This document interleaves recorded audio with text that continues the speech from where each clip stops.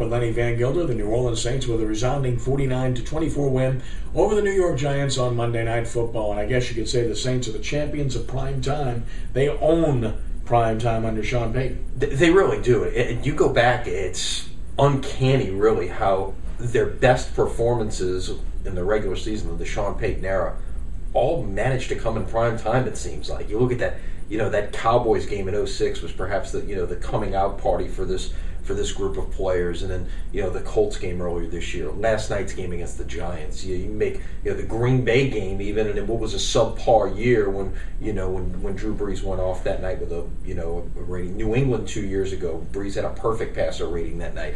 It's just extraordinary. You can give so many cases. Well, of course, he continues to have a remarkable season, and he clearly has a shot at Dan Marino's record and the consecutive games of touchdown passes. He certainly has a chance at that record, as he easily reached the mark again last night with 4 touchdown passes and a touchdown run. But the Saints also ran for 205 yards in the game, and their offensive line played very well, allowing no sacks. Yeah, exactly. That's the big thing. It was the 0 sacks, and that allowed everything to happen. The Giants are a team that has arguably the best defensive line in terms of pass rush in football. They're tied for the league lead in sacks going into the week, I believe, and they hardly touched him. They hardly touched Brees last night. The offensive line was able to open up a running game, and clearly this is an offensive line operating at a much different level since the return of Zach Strief to the lineup. Yeah, he makes a significant difference, as we said at the time, and that was the case. Not only did the Saints take care of the ball, no turnovers, but they actually forced a couple of turnovers and could have had more. They forced several fumbles, couldn't get on a few of them, but still, they got turnovers, and Will Herring made a spectacular play. And that was at a big time as well. The Saints had driven down the field, tried a fake field goal, which was kind of surprising to us at the time. The Giants take it right back down the field, have a chance to go on top. They're in field goal range. If nothing else, they're going to get 3.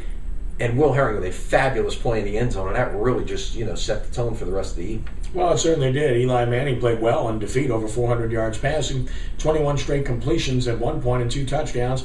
And the interception wasn't a bad throw, just a great play by Will Herring, but a homecoming that clearly wasn't what he envisioned in this situation. Now the Saints have a short week, a definitive advantage for the Lions, who played on Thanksgiving. So they've had a lot of time to rest up, a lot of time to prepare and get ready for the Saints. The only good news is the Saints are at home.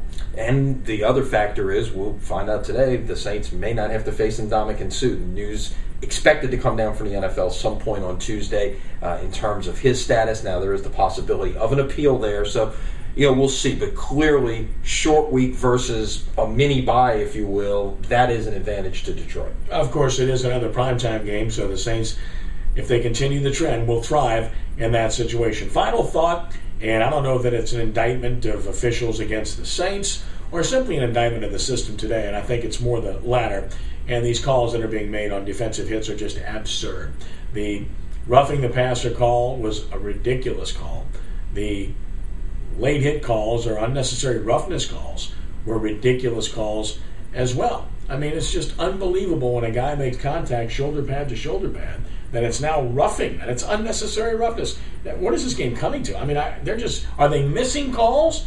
Or is this just an interpretation of ridiculous rules? I think anything that's a hard hit now, they're afraid of missing, what might be something, and and their first instinct is to err on the side of caution, if you will, and throw the flag. I joked last night during our live chat during the game that the NFL's changing to flag football in 2012, but really that's not far what we're coming to. Really, you can't hit hard anymore. And I guess it's almost ironic with some of those calls last night that apparently the word came out, nothing official from Darren, but Darren Sharper, who's one of the hardest hitters at the safety position of all time, may finally be hanging it up, if you will. So. Yeah, it certainly appears that there is no interest in him, so obviously that would be the case. But bottom line is the Saints won the game, won it convincingly, moved to 8-3, have no room for error really, with the Falcons playing well and with the 49ers still a game up for that second spot in the NFC. Of course, you can watch a special edition of SportsNOLA TV, 6 p.m. Tuesday night on WHNO Channel 20.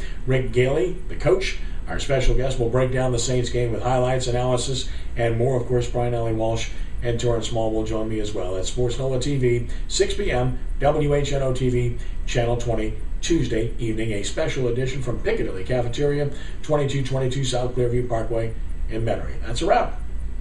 It's a good wrap as well. All right. Yeah. I'm Lenny Vangilder. No, I'm not. I just wanted to see if you were paying attention. He's Lenny Vangilder. I'm Ken Trahan. Thanks for joining us on SportsNOLA.com.